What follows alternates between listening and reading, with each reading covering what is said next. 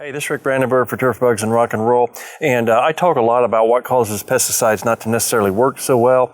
And one of the things I mentioned, but I haven't spent a lot of time on, is your spray water tank, the water pH.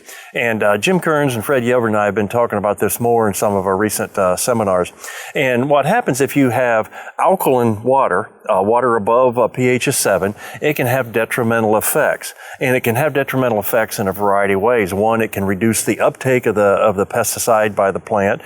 Number two, it can reduce its absorption. It's especially true with like hard water, water that has a lot of minerals in it. And number three, it can cause metabolizing or more quickly degradation of the pesticide. So there's three negatives that can go along with having hard water or having water that has a very high pH. So getting your water below 7, your spray tank water, is important.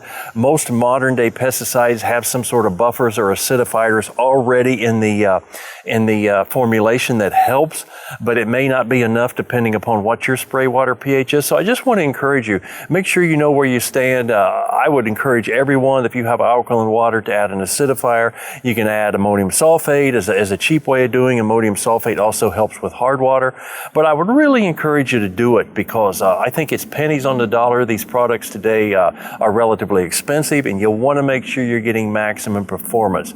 And even old-time products like glyphosate or Roundup, the optimal range is a pH between 5 and 6. That's acidic water. And to get best performance, it's good if we can go ahead. Don't necessarily rely just upon the products that are mixed into formulation. Make sure your spray water is acidic, and I think it'll make sure that your products work as best as they possibly can. Hope that helps. Look forward to talking with you again soon.